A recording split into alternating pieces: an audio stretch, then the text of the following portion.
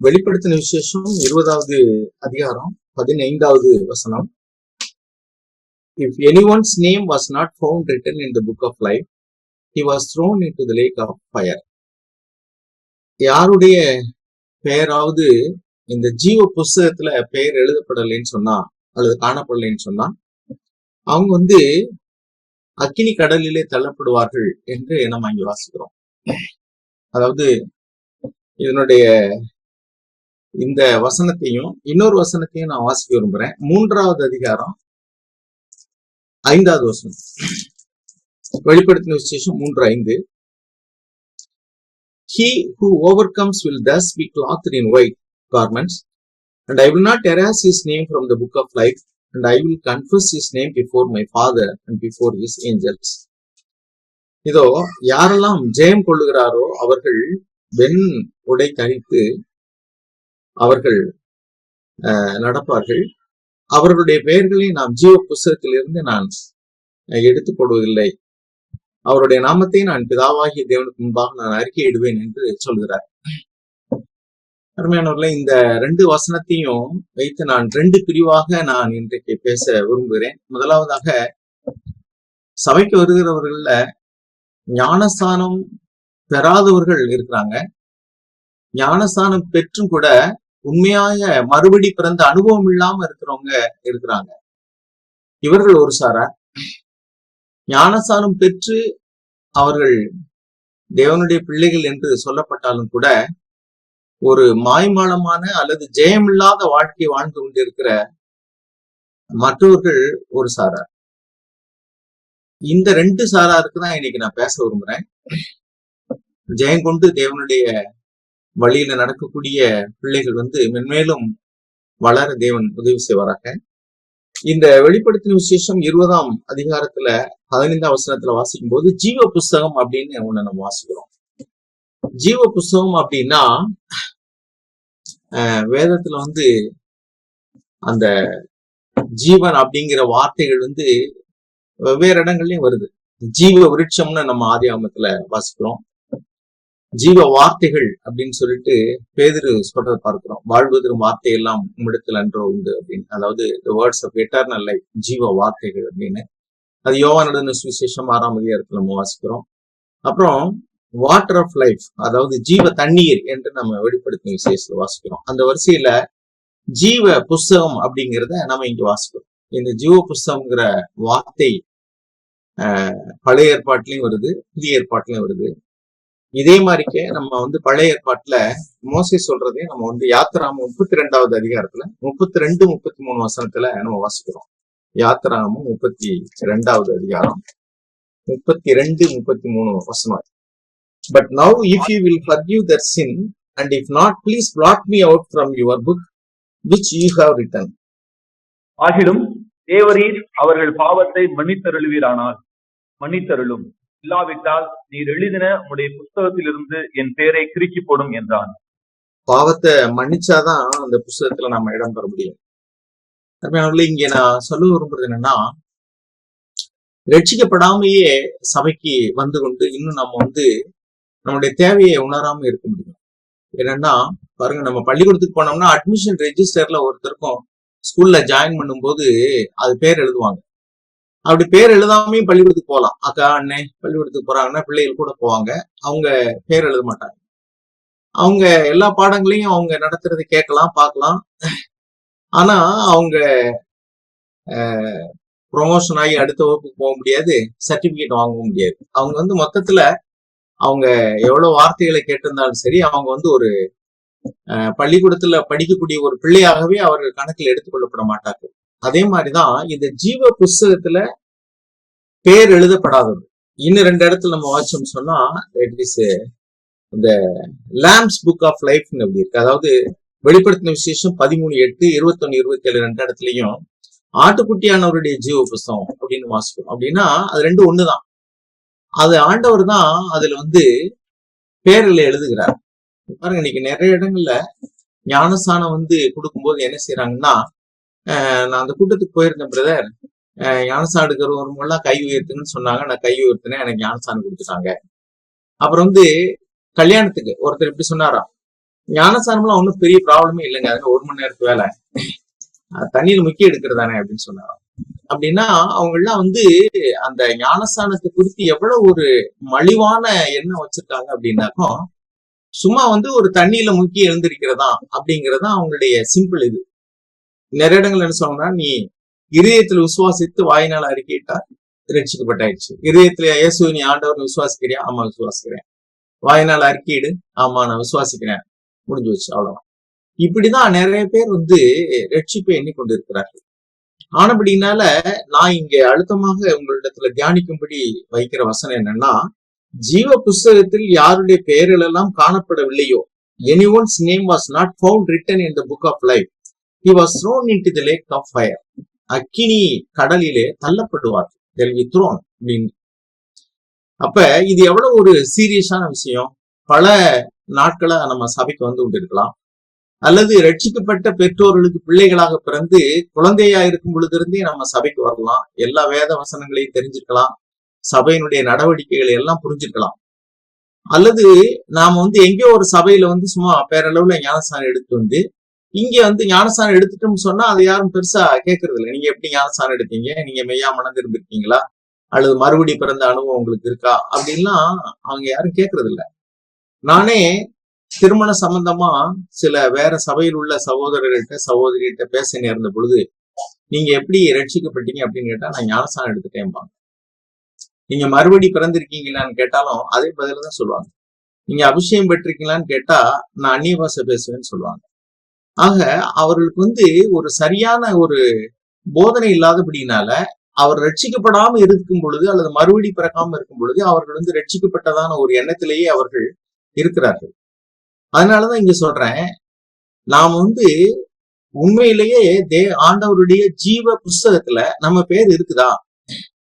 எப்ப அதுல நம்ம பேர் இருக்கும் அப்படின்னா, மொத்தத்துல சொல்ல போனா முழு பைபிளையுமே பார்த்தோம்னாக்கும், அல்லது வந்து புதிய ஏற்பாட்டுல மெயினா பார்த்தோம்னாக்கும், ரிப்பெண்ட், பி ஓவர் கம்மர்ஸ், மனம் திரும்புங்கள், ஜெயம் பெற்றவர்களா இருங்க. இது 2 வார்த்தைய முக்கியமானதாக நாம் பார்க்க முடியும். ஆண்டவர் விரும்புறதெல்லாம் மனம் திரும்பு, செஞ்ச பாவத்துல இருந்து மனம் திரும்பு, இனிமே பாவத்தை ஜெயம் பெற்று வாழு. இதுதான், இதுக்குள்ள நம்ம அடக்கலாம். வெளிப்படுத்தின விசேஷமும் அப்படிதான். ஒவ்வொரு சபைக்கும் நிருபத்தை எழுதும் பொழுது அந்த 7 சபைகளுக்கும் ஆண்டவர் சொல்லக்கூடிய வார்த்தை மனம் திரும்பு. மனம் திரும்பும்படி நான் சமயம் கொடுத்தேன், அவர் மனம் திரும்பவில்லை. அப்புறம் 7 சபைக்குமே வந்து நம்ம ஒவ்வொரு வசனத்தையும் பார்த்தோம்னா, நான் வந்து வசனத்தை சொல்றேன், அதையெல்லாம் நம்ம வாசிக்க வேண்டியதில்லை. வெளிப்படுத்தின விசேஷம் 2ஆம் அதிகாரம் 7வது வசனம், 11வது வசனம், 17வது வசனம், 26வது வசனம், 3வது அதிகாரம் 5வது வசனம், 12வது வசனம், 21வது வசனம், எல்லாத்துலயுமே ஜெயம் பெற்றவன், ஜெயம் பெற்ற வேண்டியவனோ, ஜெயம் பெற்ற வேண்டியவனோ, ஓவர் கம்மர்ஸ், கான்கரர்ஸ், இப்படி வார்த்தைகள் தான் இருக்கு. அப்ப தேவனுடைய நோக்கம் என்னன்னா, மனம் திரும்பாதவர்கள் மனம் திரும்ப வேண்டும். ரட்சிக்கப்பட்டேன்னு சொல்றவங்க கூட அனுதினமும் மனம் திரும்புவதற்கான காரியம் இருக்குதான் செய்யுது. நம்முடைய மூத்த சகோதரர் நேற்று செய்தி பகிர்ந்து கொள்ளும் போது மூத்த சகோதரர்களுக்கான கூட்டத்துல சொன்னாரு, ஒவ்வொரு நாளும் நான் மனம் திரும்புவதற்கு ஒரு காரியம் எனக்கு இருக்கு அப்படின்னு சொல்லிட்டு. இத்தனை வருடமா ஆண்டவருடைய ஊழியத்தை செய்யக்கூடிய, நமக்கெல்லாம் ஒரு மாதிரியா இருக்கக்கூடிய நம்முடைய மூத்த சகோதரரே வந்து ஒவ்வொரு நாளும் நான் மனம் திரும்ப வேண்டிய பகுதி இருக்குன்னு சொன்னா, வார்த்தையிலேயோ, செய்யலையோ, நோக்கத்திலேயோ, சிந்தனையிலேயோ ஏதோ ஒரு காரியம். அப்படி மனம் திரும்புதலை வந்து சீரியஸா எடுத்துக்கொண்டு ஒவ்வொரு நாளும் நம்ம மனம் திரும்பிட்டே வந்தோம்னு சொன்னா, நிச்சயமா நம்மள தேவன் ஜீவ புஸ்தகத்துல வச்சிருப்பாரு, அதுல எந்த சந்தேகமும் கிடையாது. அப்ப ஜீவ புஸ்தகத்துல வந்து பெயர் எழுதப்படாமல் இருக்கிறவர்களாய் நம்ம இருக்கிறோமா, இல்ல எழுதப்பட்டவங்களா இருக்கிறோமா, இந்த நிச்சயம் நமக்கு இருக்குதா? நம்ம வந்து லூக்கா எழுதின சுவிசேஷத்துல 10வது அதிகாரம் 20ஆம் வசனத்துல ஆண்டவரே இந்த வார்த்தையை சொல்றதை நம்ம வாசிக்கிறோம். 10வது அதிகாரம் 20ஆம் வசனம் தன்னுடைய சீஷர்களிடத்துல அந்த வார்த்தையை நம்ம வாசிப்போம். லூக்கா 10:20. Nevertheless, do not rejoice in this that the spirits are subject to you, but rejoice that your names are recorded in heaven. வாசிங்க தமிழ்ல. லூக்கா 10:20. ஆவிகள் உங்களுக்கு கீழ்ப்படுகிறதற்காக நீங்கள் சந்தோஷப்படாமல் உங்கள் நாமங்கள் பரலோகத்தில் எழுதி இருக்கிறதற்காக சந்தோஷப்படுங்கள் என்றார். பாருங்க, உங்கள் நாமங்கள் பரலோகத்தில் எழுதப்பட்டிருக்கிறது. சீசர்கள்ட்ட வந்து அவர் எவ்வளவு உறுதியா சொல்றாரு பாருங்க, உங்கள் நாமங்கள் பரலோகத்தில் எழுதப்பட்டிருக்கிறது, அதுக்கு சந்தோஷப்படுங்க. மற்ற இந்த ஆவிகள், அசுத்த ஆவிகள் ஓடுறது குறித்தெல்லாம் நீங்க சந்தோஷப்பட வேண்டாம். அது ஆண்டவருடைய நாமத்தை சொன்ன உடனே ஓடுது. நீங்க சந்தோஷப்பட வேண்டியது உங்க பெயர்கள், உங்களுடைய நாமங்கள் பரலோகத்தில் எழுதப்பட்டிருக்கிறது. It is recorded in heaven. அதுதான் அந்த ஜீவ புஸ்தகம்.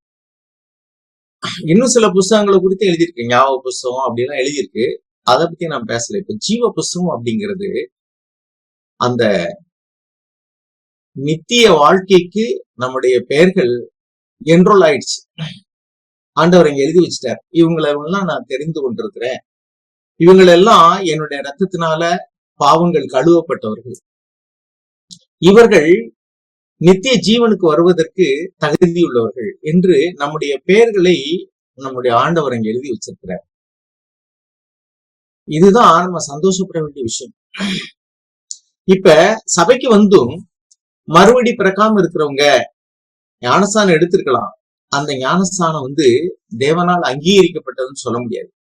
எப்பொழுதெல்லாம் தேவன் பேர்ல புஸ்தகத்துல பேர் எழுதணும்னு சொன்னா சும்மா பேரளவுல எடுத்த ஒரு செத்த கிரியை எல்லாம் தேவன் அங்கீகரிக்க மாட்டார். யாரெல்லாம் உண்மையாய் தங்கள் பாவங்களை நினைத்து மனம் வருந்தி திருந்தி அதை அறிக்கையிட்டு ஆண்டவருடைய பிள்ளையா மாறணுங்கிற ஒரு முழு இருதயத்தோடு கூட அவர்கள் மனம் திருந்தி இருக்கிறார்களோ அவர்கள்தான் ஜீவ புஸ்தகத்துல பெயர் எழுதப்பட்டவர்.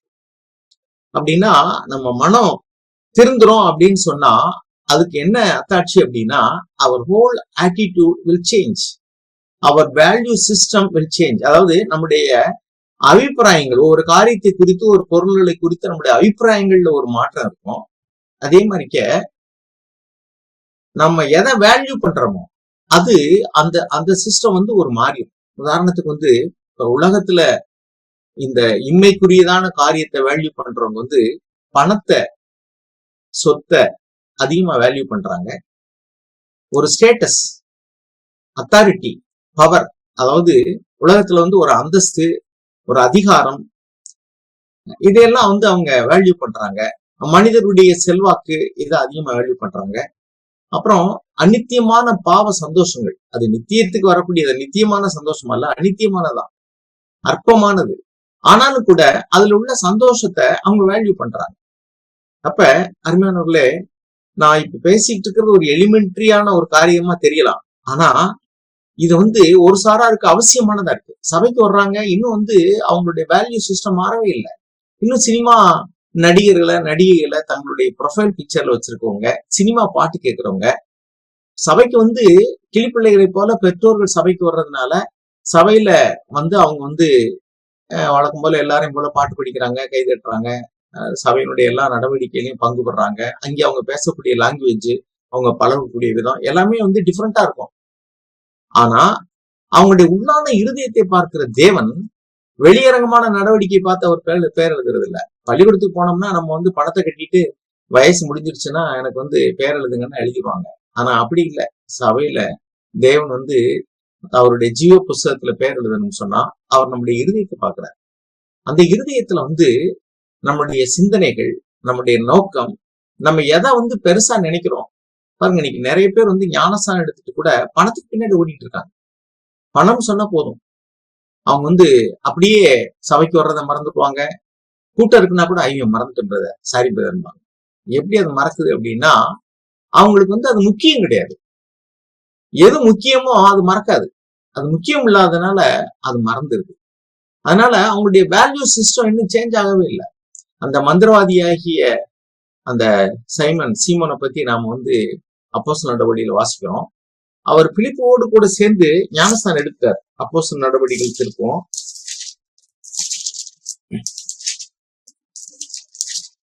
அப்போஸ்தலர் நடவடிக்கைகள்ல 8வது அதிகாரத்துல 13வது வசனம் நம்ம வாசிக்கிறேன். 8வது அதிகாரம் 13வது வசனம் வாசிப்போம். Even Simon himself believed, and after being baptized, he continued on with Philip, and as he observed signs and great miracles taking place, he was constantly amazed. வாசிங்க அப்போஸ்தலர் 8:13. சீமோனும் விசுவாசித்து ஞானஸ்நானம் பெற்று பிலிப்பை பற்றி கொண்டு அவனால் நடந்த அடையாளங்களையும் பெரிய அற்புதங்களையும் கண்டு பிரமித்தான். பாருங்க, அவன் அஹ், ஞானசானம் எடுத்துட்டான், விசுவாசித்தான். ஆனா அவன் மனம் திரும்பல. அங்க அதான் எழுதிட்டு பாருங்க, சைமன் ஹிம்செல்ஃப் பிலீவ்டு, விசுவாசித்தான், ஞானசானம் எடுத்துட்டான். எப்படி அவனுடைய வேல்யூ சிஸ்டம் மாறலன்னு நான் சொல்றேன்னா பாருங்க, பின்னாடி பேதுரு கைகளை வைக்க பொழுது அநேகம் பேர் பரிசுத்த ஆவியை பெற்றுக்கொண்டார்கள். அப்பொழுது அவன் எப்படி பாக்குறான்னா, அது ஒரு அத்தாரிட்டி. 19ஆம் வசனம் வாசிங்க. நான் எவன் மேல் என் கைகளை வைக்கிறேனோ அவன் பரிசுத்த ஆவியை பெறத்தக்கதாக எனக்கும் இந்த அதிகாரத்தை கொடுக்க வேண்டும் என்றான். எனக்கு பரிசுத்த ஆவியை கொடுங்கன்னு அவன் கேட்கல. நான் யார் மேல கை வைக்கிறேனோ அவன் பரிசுத்த ஆவியின் வரத்தை பெறணும், அந்த அதிகாரத்தை எனக்கு கொடுங்க. I want authority. அதான் நான் சொல்ல வந்தேன். அதாவது அத்தாரிட்டி அல்லது பணம் அல்லது ஸ்டேட்டஸ் அல்லது பவர், இது மாதிரி, அல்லது பணம் அல்லது சொத்து அல்லது அழகு, இந்த மாதிரி நம்ம உலகம் எதை வேல்யூ பண்ணுதோ அதையே தான் நம்மளும் வேல்யூ பண்ணிட்டு இருக்கோம். அப்படின்னா அவனுடைய வேல்யூ சிஸ்டம் மாறல பாருங்க. அப்ப அவன் உண்மையா மனம் திரும்பல. அவன் ஞானஸ்தானம் எடுத்துட்டான், அவன் விசுவாசித்தான். இன்னைக்கு நிறைய விசுவாசிகளுடைய நிலைமை இப்படிதான். அவங்க விசுவாசிக்கிறது உண்மையா இருக்கலாம். ஆண்டவரா இயேசு கிறிஸ்து தேவனுடைய குமாரன், அவருக்கு வல்லமை இருக்கு, அற்புதம் செய்யக்கூடியதான வல்லமையெல்லாம் இருக்கு அப்படின்னு அவன் சொல்லலாம். ஆனா அவனு இன்னும் அவன் அதிகாரத்தை தான் மதிக்கிறான், அந்தஸ்தை தான் மதிக்கிறான், பணத்தை தான் மதிக்கிறான், செல்வத்தை தான் மதிக்கிறான், செல்வாக்கை தான் மதிக்கிறான். நம்ம கொலோசியர்கள் நிறுவனத்தில் கூட நம்ம வாசிக்கிறோம், இந்த பூமிக்கு அடுத்தவைகளை அல்ல மேலானவைகளையே தேடுங்கள். நீங்க எதை தேடணும் அப்படின்னா மேலானவைகள், நித்தியத்துல எதுக்கு மதிப்பு இருக்கும். நேற்று கூட மூப்பொருளுக்கான கூட்டத்துல சகோதரர் சொன்னாரு, அந்த யாக்கோபும் அந்த அந்த 2 சகோதரர்கள் ஆண்டவருக்கு என்ன கேட்டாங்க, உங்களுக்கு என்ன வேணும், நான் உங்களுக்கு என்ன செய்யணும்னு கேட்ட உடனே, உம்முடைய ராஜாங்கத்துல நாங்க 2 பேரும் ஒருத்தர் வலது பக்கத்துல ஒருத்தர் இடது பக்கத்துல இருக்கணும் அப்படின்னு கேட்டாங்க அப்படின்னு சொன்னாரு. என்ன அர்த்தம், இந்த பூமியில எனக்கு ஒண்ணுமே வேண்டாம் அப்படின்னு சொன்னா கூட நித்தியத்திலேயாவது எல்லாரும் மதிக்கிறது மாதிரியான ஒரு ஸ்தானத்துல இருக்கணும். இங்க இருந்தா டெம்பரரி தானே, நித்தியமா நம்ம ஒரு அந்த அந்தஸ்துல ஒரு ஸ்தானத்துல இயேசுக்கு பக்கத்துல இருந்தா எவ்வளவு ஒரு மரியாதை. அப்ப மதிப்பு, மரியாதை, கௌரவம், மற்றவர்கள் என்ன மதிக்கணும் இப்படின்னு எண்ணக்கூடியதான எல்லாமே இந்த வேல்யூ சிஸ்டம் இருக்கு. மனிதரால் மகிமையை தேடுவது, மனிதரால் புகழ்ச்சியை தேடுவது, செல்வத்தை தேடுவது, செல்வாக்கை தேடுவது, அப்புறம் இன்பத்தை தேடுவது. பாருங்க, நம்ம மனம் திரும்புதலுக்கு ஒரு உதாரணத்தை நான் சொன்னேன்னு சொன்னா, எபிரேயர்கள் நிருபத்துல 11ஆவது அதிகாரத்துல 24ஆவது வசனம் நமக்கு ரொம்ப நல்ல விளக்கமா இருக்கு. மோசேயினுடைய காரியத்தை குறித்து வாசிக்கிறோம். அவர் பழைய ஏற்பாட்டுல வாழ்ந்த ஒரு மனுஷன், ஆனாலும் அவருடைய ஆவியில எப்படி அந்த வேல்யூ சிஸ்டம் மாறி இருக்குன்னு பாருங்க. 11ஆவது அதிகாரம் 24ஆவது வசனம், 24, 25, 26 வாசிப்போம். விசுவாசத்தினாலே மோசே தான் பெரியவன் ஆன போது பார்வோனுடைய குமாரத்தியின் மகன் என்னப்படுவதை வெறுத்து.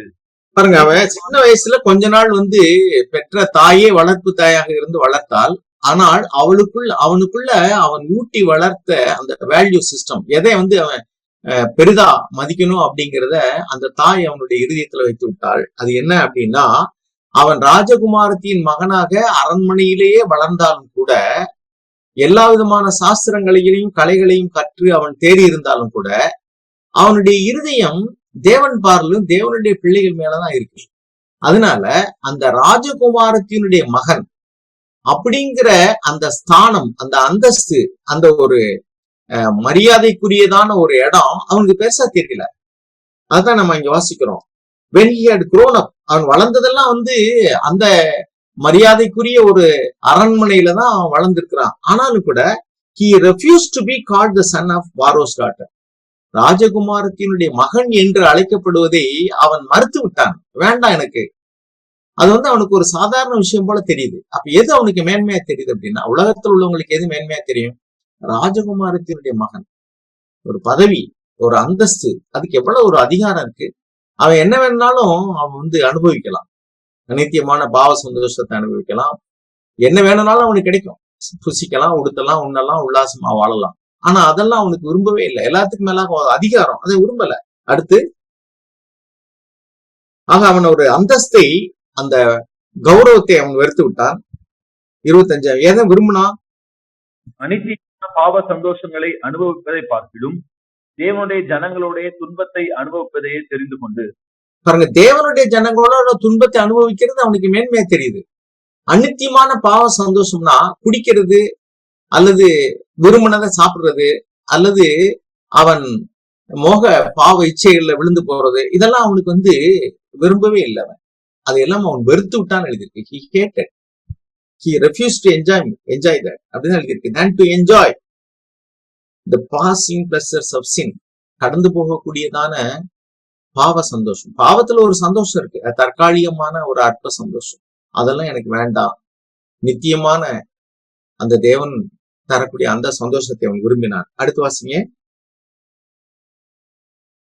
26.